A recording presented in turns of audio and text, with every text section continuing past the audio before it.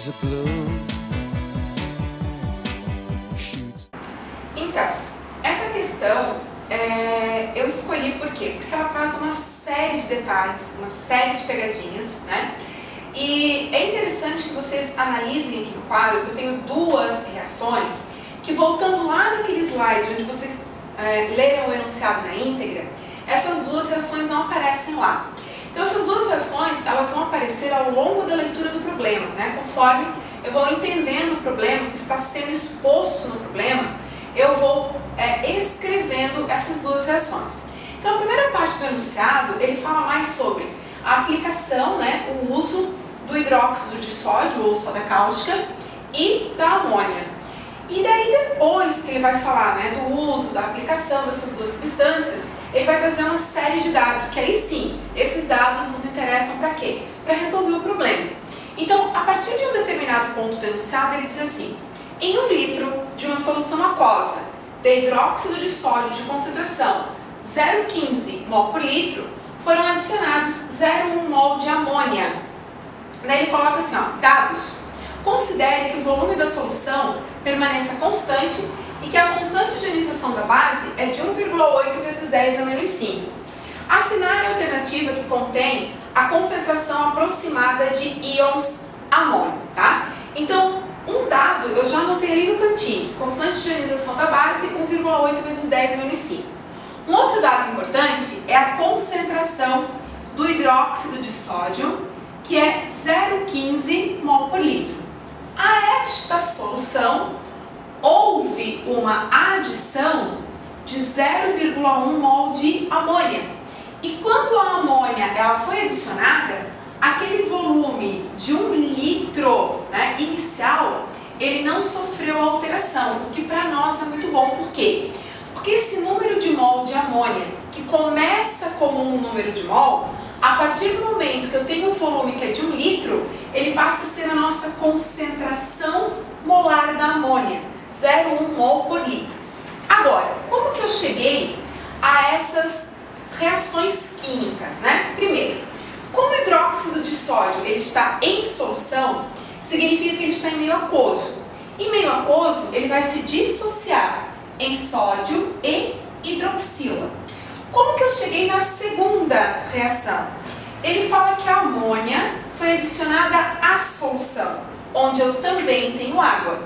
A amônia, em contato com a água, ela funciona como uma base de Bronsted. Por quê? Porque o nitrogênio tem aquele parzinho de elétrons disponível, que não foi compartilhado, que não foi utilizado, que vai receber o hidrogênio da água, que aqui está agindo, né, como um ácido de Bronsted, formando o amônio e a hidroxila, que nesse caso eu teria como um ácido conjugado e uma base conjugada do ácido e da base que eu comecei inicialmente a reação.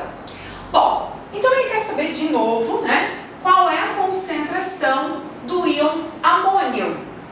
Pois bem, se eu tenho toda essa reação aqui e eu quero saber a concentração do íon amônio, primeiro eu tenho que lembrar do seguinte: essa amônia, ela foi adicionada a uma solução de hidróxido de amônio, que é uma base forte, que tem um grau de ionização de praticamente 100%, ou seja, praticamente 100% da base se dissocia em Na+ e OH-. Então, eu tenho 100% dessa concentração se convertendo em sódio e hidroxila.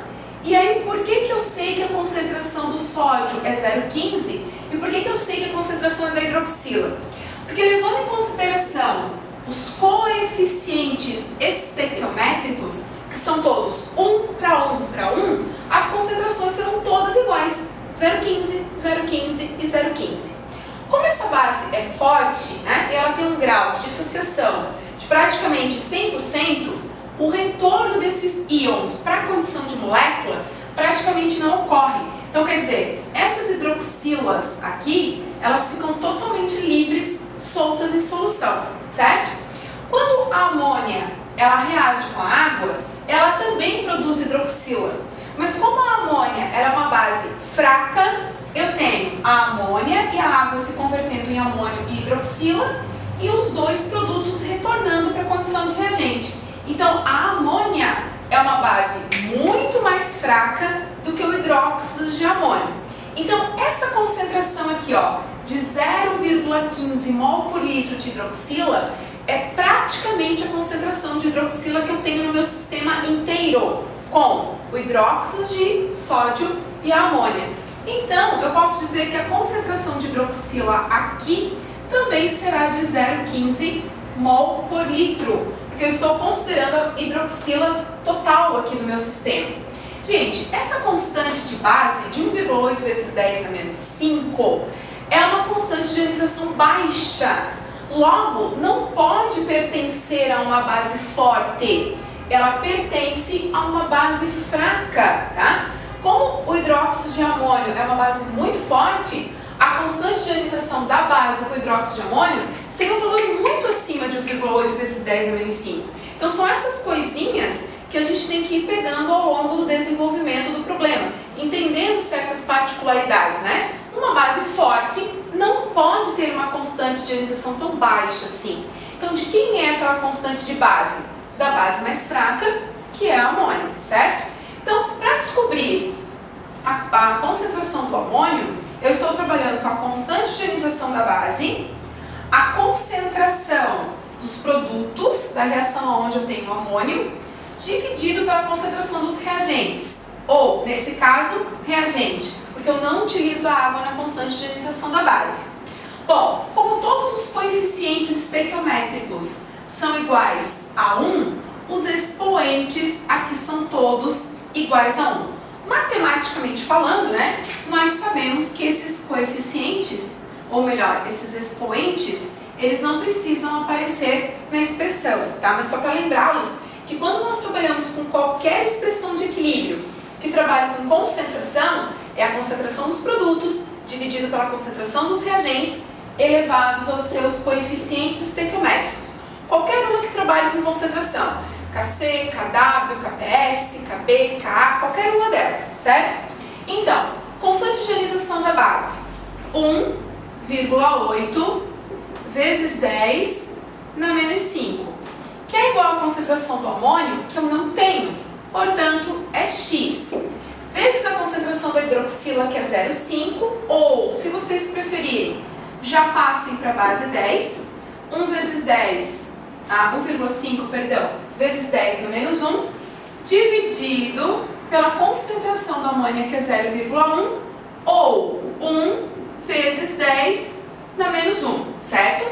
Como esse valor de 1 vezes 10 na menos 1 está dividindo, ele vai passar para o outro lado da igualdade multiplicando.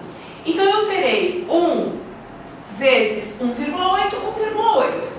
A base 10, ela permanece, e o que acontece com os expoentes? Numa multiplicação, eu preciso somar os expoentes. Então, como ambos são negativos, eu somo e conservo o sinal. Então, menos 5 mais menos 1, menos 6, que é igual a x vezes 1,5 vezes 10 na menos 1. Isolando o x, como é que vai ficar essa história, né? Aqui vai ficar 1,8 vezes 10 na menos 6. Esse valor aqui, ó, ele está multiplicando, ele vai passar para o outro lado da igualdade dividindo.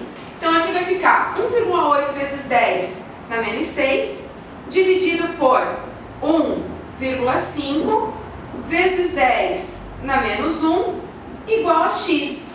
Então o valor de x, que seria a concentração do amônio, é de 1,2 vezes 10 na menos 5. Galera, um detalhe.